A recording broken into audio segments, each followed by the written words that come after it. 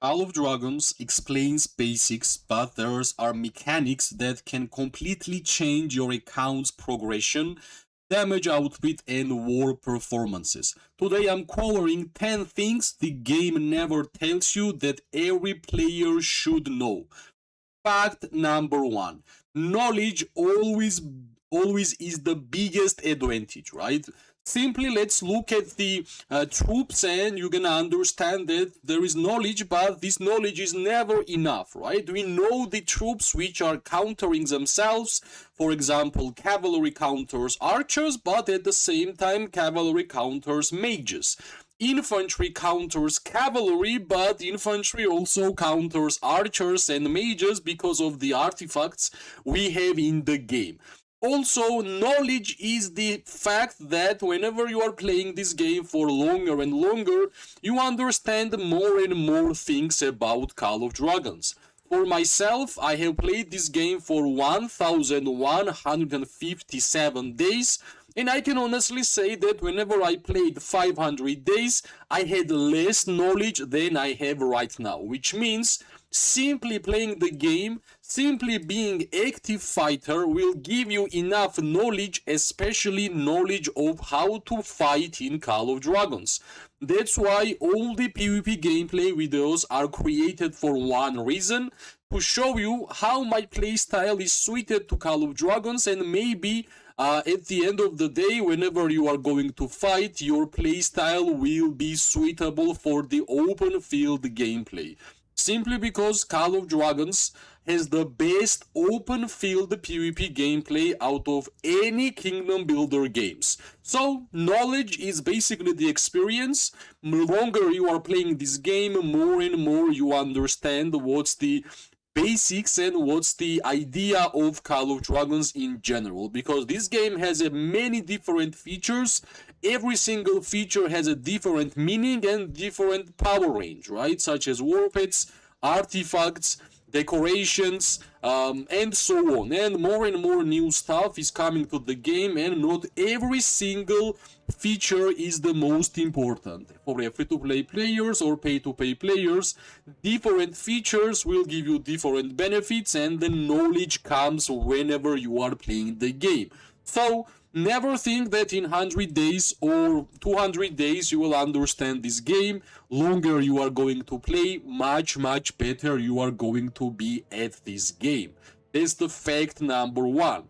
And also, we're gonna move forward, then we're gonna speak about fact number two, right? In Call of Dragons, especially during KvK, you will see there will be a 300 power million accounts, 200, 100 million power accounts, and even lower, right? But what I can say honestly, no matter if you are a free-to-play player or pay-to-pay player, activity always beats spending. No matter how much you are going to spend in this game, if you are not active, it's basically worthless, right? It means that you have put money in the game, but whenever you are not active, that money won't gonna show up in the kingdom. And trust me, for the alliances and for the recruitment of your alliances, in the future, they will always prefer active members than just 100 million power players, which are active once in one day out of 7 days in a week. And so, especially during wars, like for example for myself, pass level 1 will open tomorrow, and that will be the time when I should be as active as possible. That's how you are going to progress your account, because activity not only brings the activeness to your alliance, but also it will help you to progress your account, because merit store in Call of Dragons is one of the most crucial stores in order for you to progress your account. From here, you are going to get warped skills, decoration blueprints, decoration chests, teleportation scrolls, elixirs, which are crucial for PvP, some warrants, and many different stuff. So if you are not active and you are not fighting and getting merits, you won't gonna be clearing your merit store, and even if you do, you will have to refresh a weekly merit store and you will get another bunch of new items which are super necessity for your progression, right? Like Warped skills, which you don't need, you will be able to sell. Teleportations are always important because you will always need in KvK to teleport whenever you need. Warped warrants are crucial because you will be able to catch more warpeds to increase the experience for your current warpeds. And elixir is the another way how you can basically prolong your activity by healing your troops. And also, let's not forget, newest addition to the game, decoration. Decorations are quite new, and for a free-to-play players especially, Merit Store is the best way possible for you to increase the decoration percentages for your account. And basically, without activity, without being active, it will be impossible for you to get so many good stuff for your account. So try to be active. For a free-to-play player, it's mandatory to be active, and for the pay-to-play players, if you are not active, you are basically not using your powers enough to help your ally members and to be really strong, right? Because if you are not fighting in Call of Dragons, I have no idea what you are actually doing in this game. That was the fact number 2, and we're gonna move forward with the fact number 3. In this game, we have 1, 2, 3, 4, 5 currencies, which are gold, wood, ore, and mana, and of course gems, right? Out of all of these, gems are most important currency in this game. Without having a good idea how to spend your gems, and you are going to waste your gems on things which are not that important for your current account status, you are going to put your account back on many months.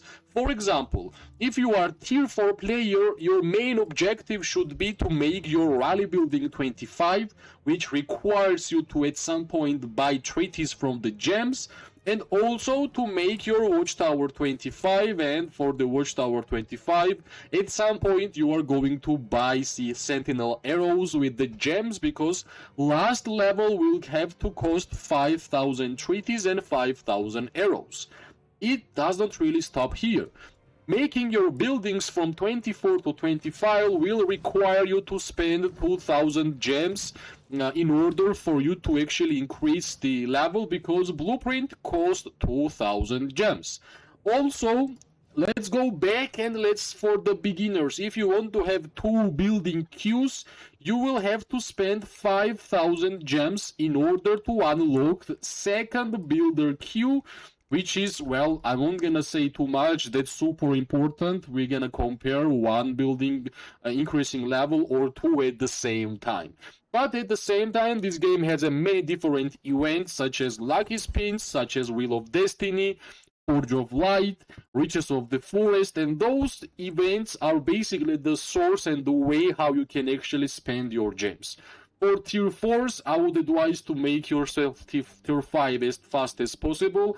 For tier 5s, since the addition of the Exemplar Wish in Call of Dragons, you have to actually make 2,000 Forge of Light draws, and as soon as you're gonna start it and collecting these draws, faster you are going to unlock Exemplar Wish and make your legendary artifacts red, which is going to add some new additional effects towards your account. So these are the multiple ways how you can smartly use your gems without spending on a weird stuff which won't gonna give you enough power up for your account, but the other ones which I just mentioned will be crucial for your account. Fact number 4. Damage reports tells you a lot of story, right? And we know that Call of Dragons updates have been in terms of reports, and reports are getting better and better. You will be able to check out how your hero pair is actually performing in the war situations. Not only you will be able to check the battle summary, and here not only damage matter, right? You can check the healing, you can check shields if your hero pair is actually doing some shields. You can even check the counter-attack damage, how much your warped is dealing the damage, and that's the most basic way how you can check out the report, right? But actually, battle reports can be even more detailed, right? If you're gonna go like single battles, for your hero pair, and you're gonna come here and check battle log, you will understand what kind of buffs, what kind of debuffs your hero pair is using, and also what kind of buffs and what kind of debuffs your enemies are applying to you. And that's a good addition to the game because, well, in some cases you have to check if your hero pair is actually working and if your hero pair is using all the powers you have in the game. Not only you will check what kind of buffs there are used in the battlefield, you can also check out in what timing, what's the seconds, what's the effect, how much the buff effect actually mattered. In this game we have also hero pairs which have a stacking abilities, and you will be able to check those stacks, how much stacks your hero pairs actually got and how much damage they actually did. This is the feature of the game where you can actually find out if you made the correct decision by investing in some heroes or war pets. And it's not only about heroes, you can also check out your war pets damage meters, your war pets healing, shields, counter-attack damage, and many more. So battle reports are crucial if you want to fully understand how open field PvP actually works. I understand that you might not have enough time to check out every single number, and that's why they made the battle summary where you can actually check the numbers like really small amount, and you can basically see, alright, my heroes did 300k damage, artifacts did 63k, 50k from war pets, normal attack damage 500k, right? That's the most basic way how you can check out the reports. But if you want to check out the details, go to the single battles, go to the battle logs, and also you can check legion buffs, where you are superior towards your enemies or not, and also some statistics which can be checked for a single battle. That's our fact number 4. Fact number 5, you don't need to invest in every single legendary hero in order for you to be strong, right? Generally, when I'm speaking about legendary heroes, and especially towards free-to-play players, I'm saying that for the open field gameplay, PvP heroes have the biggest superiority in terms of strengths of your hero pair, simply because PvP heroes have every single skill which is available for open field PvP, and every single level which you are going to add towards PvP heroes has the highest value. If we're gonna compare to the Garrison heroes, Garrison hero has at least one skill which is not basically usable in open field, and it's only for Garrison, which means Garrison heroes, rally heroes, peacekeeping heroes, engineering heroes, they all have one less skill.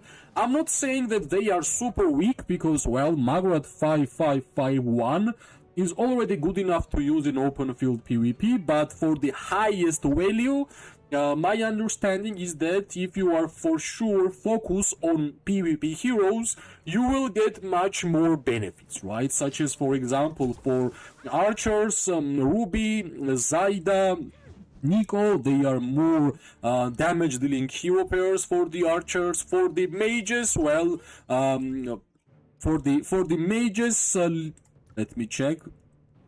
Yeah, for the mages, which I have not unlocked, Youngming is the one of the best mage hero in the game, and he is PvP. Wardun, the newest PvP hero for mages, and so on, right? For cavalry, we have the best cavalry heroes in PvP section, which is Urag, which is Neya, and also some newest heroes for the cavalry players, which is Agnar, right? Those are the heroes which deal highest damage. And for the infantry, we have the best infantry hero in the game, which is PvP.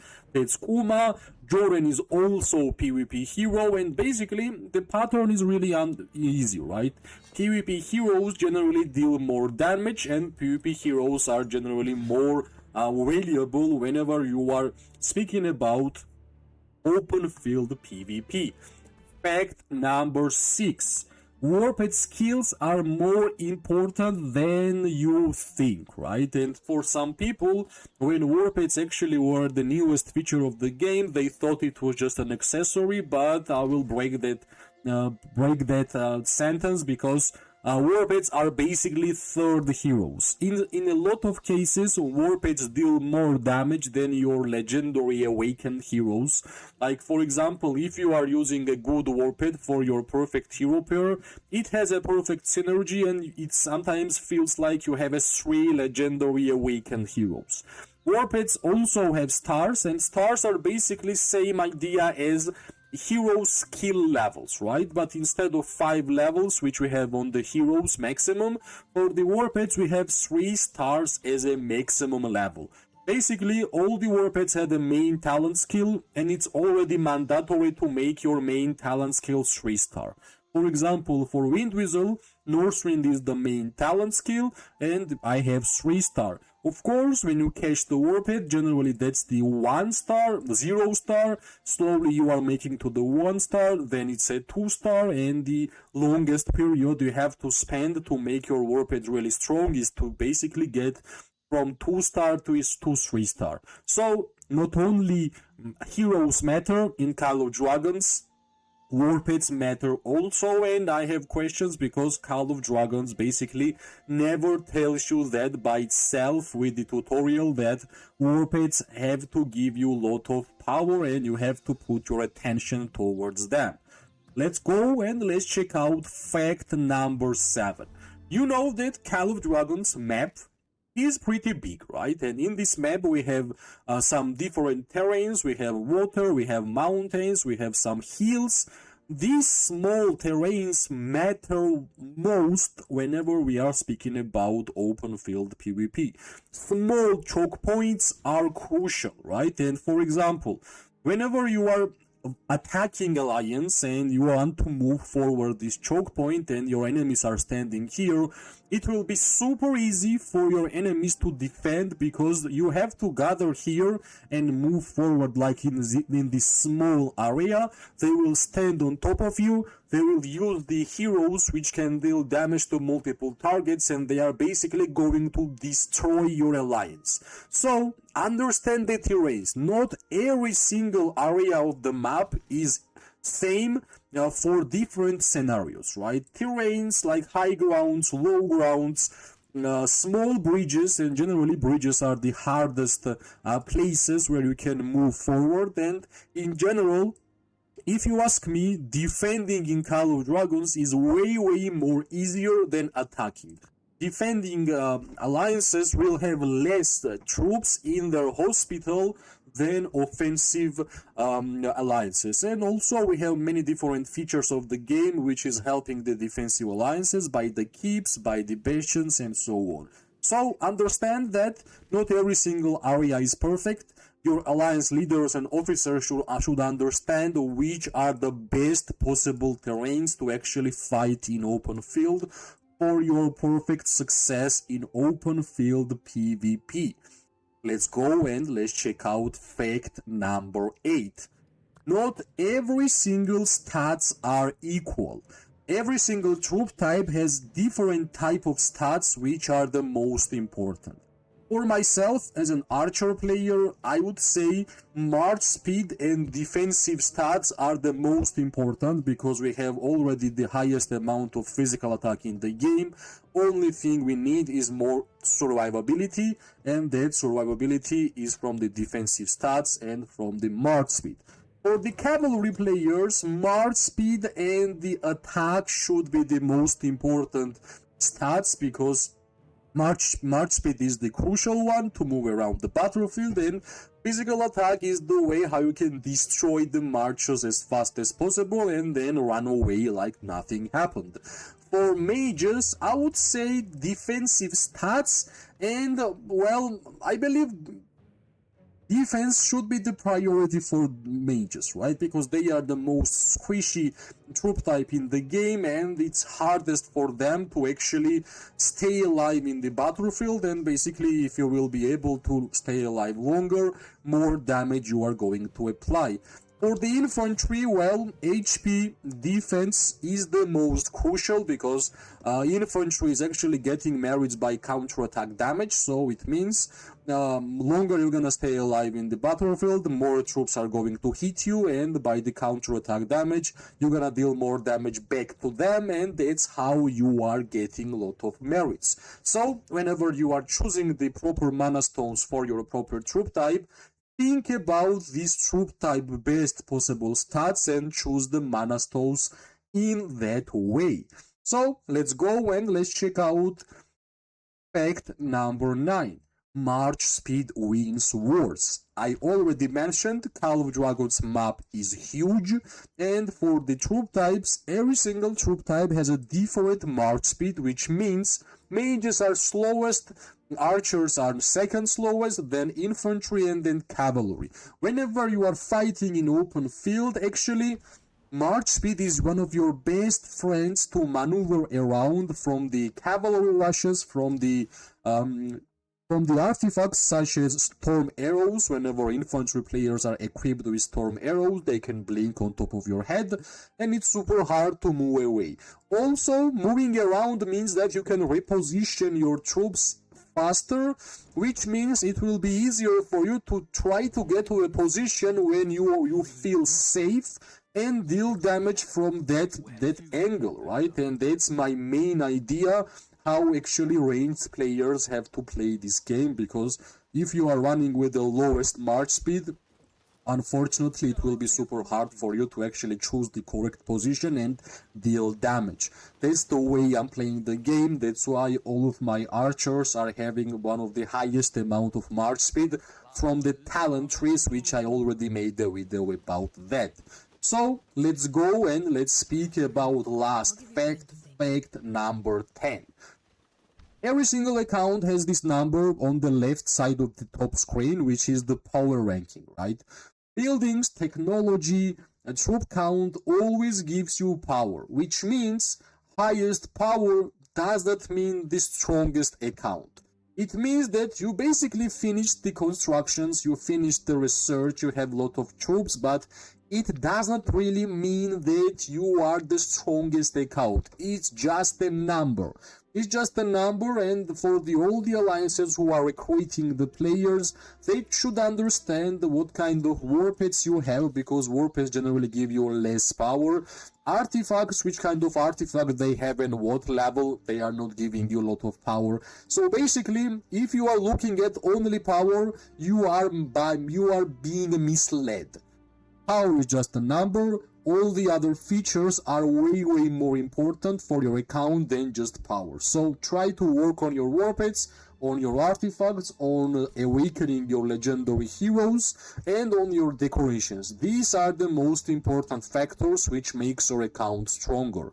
And I believe all these effects which we just mentioned, game never tells you that, right? Game gives you a small tutorial how to start playing game, but all the main aspects of Call of Dragons, how to make your account stronger, is never told.